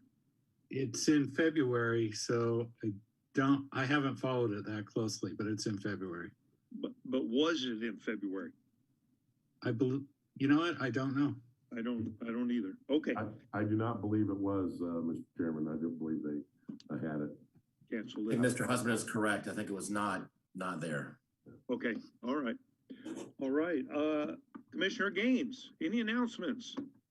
Nothing really major, but we may have a little bit of glider activity. A private club, myself and some other people have acquired a tow plane and a nice high performance two-place glider. We all own our own gliders anyway, but I spoke with Mr. Husband about the possible activities. It won't be heavy stuff. It's not going to be a commercial operation or anything like that, but might be some fun little things occasionally on a weekend here and there coming up shortly. Once we have an AD on the glider that has to take place. We're waiting on some parts from Germany, but it should be forthcoming. And just wanted to throw it out there. Awesome. More GAUs for the airport. It's all good. Commissioner Stutzman. No announcements. All right. Commissioner Gutierrez. Maybe just perhaps, I just want to applaud Mr. Amspoker for contributing to the Angel Flight situation thing. I think it's a great organization and it serves a very, very well purpose. And I applaud him for that. And that's about it. Absolutely. And Mr. Lorimer. Nothing for me today. All right. I have no announcements, but I have a few agenda items that I would like placed on next month's agenda for discussion and possible action. I think we need to revisit our mission statement. This commission rewrote the mission statement for the Airport Advisory Commission, but now we need to include the industrial park. So I'd like to discuss the formation of a committee to rewrite the mission statement. On another item, I'd like to add to our agenda notice under 2A, which is, or at least section 2, wherever it belongs. I would like to discuss the possibility of adding a time limit for public comment like the city council has. So we can discuss how much time we want to do that. I know we don't get much public comment, if any, but in the event that we did, I think we need that in there to limit somebody so they don't hijack our meeting. Okay, and then third, I'd like to put on the agenda for informational purposes only, a presentation by the FBO, the new FBO. Okay. That's all I have. Does anybody have anything else? I want to thank each of you for taking time out of your busy days to put your efforts and expertise towards this commission. This meeting is adjourned. All right. Thank you. Logging off. Thank you.